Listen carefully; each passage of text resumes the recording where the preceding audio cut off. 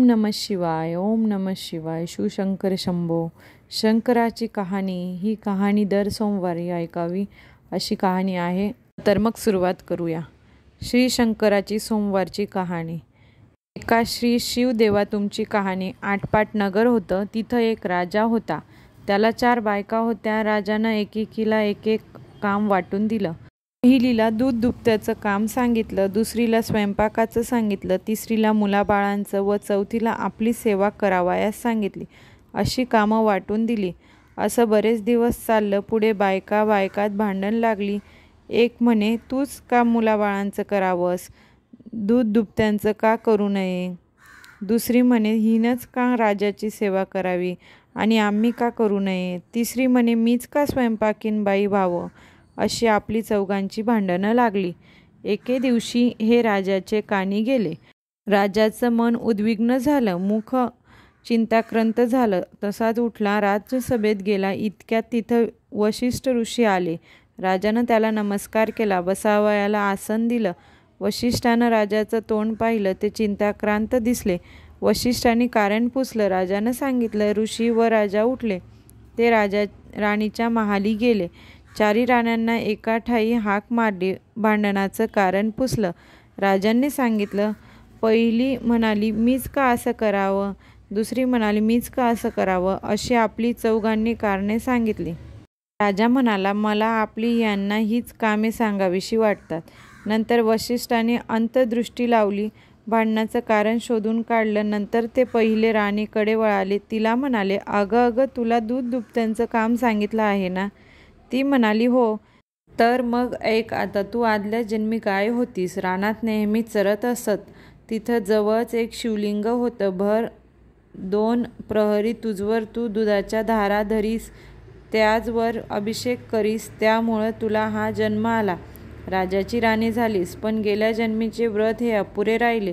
ते पुरवावं म्हणून शंकरानं आज्ञा राजास केली. त्यानं ती तुला सांगितली. ती तू मान्य कर. नवऱ्याचा मनी शंकर धर. जसं तो सांगेल तसं वाग, म्हणजे तुझं कल्याण होईल आणि शेवटी कैलासात जाशील, असं ऋषींनी आशीर्वाद दिला. राणीनं त्यांना नमस्कार केला. भांडण सोडून दिलं. सुख समाधानानं वागू लागली. पुढे काय झालं. ऋषी दुसऱ्या राणीकडे वळाले. तिला विचारलं, तू का ग भांडतेस. ती म्हणाली, मीच का स्वयंपाकीन व्हावं, ह्याचं मला कारण सांगा. ऋषींनी अंतर्ध्यान लावलं. कारण शोधून काढलं. ते म्हणाले, बाई, आदल्या जन्मी तू गरीब ब्राह्मणाची बायको होतीस. कोरंग मानत असस. दर सोमवारी उपवास करीस. भिक्षेला जात असस. पंचाचं घरी कोरण्य मागस. त्याचा स्वयंपाक करून महादेवास नैवेद्य दाखवीस. ही भक्ती देवाला आवडली. त्यानं तुला राजाची राणी केली. राजानं तुला हे काम लावून दिलं. ते तू मान्य कर. सगळ्यांना जेवू घाल. सगळ्यांचा आत्मा थंड कर, म्हणजे तुझं व्रत पुरं होईल. मनोभावे राजाची सेवा कर, म्हणजे तू शंकरास पावेल. अंती तुला कैलास लाभेल. असा तिला आशीर्वाद दिला. राणीनं ऐकलं. नमस्कार केला. सुख समाधानानं वागू लागली. पुढं ऋषी तिसऱ्या राणीकडे वळाले. भांडणाचं कारण विचारलं. राणीनं सांगितलं. ऋषींनी अंतर्ध्यान लावलं. पूर्वजन्माची हकीकत जाणली. ते राणीला म्हणाले, आदल्या जन्मी तू वानरीण होतीस. दर सोमवारी चांगली फळे शंकराला अर्पण करीस. स्वतः आपण उपवास करीस. असा तुझा नेम असे. म्हणून देवानं तुला राजाची राणी केलं. तू दिलेल्या फळांची देवानं तुला मुलं दिली. राजानं तुला सांभाळायला लावली. ती तू आनंदानं सांभाळ. सुखानं वाग. यातच तुझं कल्याण होईल. तुला शंकर प्रसन्न होईल. असा तिला आशीर्वाद दिला.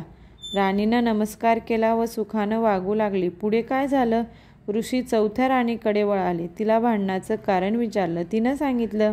ऋषी म्हणाले, आदल्या जन्मी तू घार होतीस. आभाळातून तू उडत होतीस. खाली एक शिवलिंग होतं. भर 2 प्रहरी तू त्याच्या छाया धरीस. म्हणून तुला शंकर प्रसन्न झाले.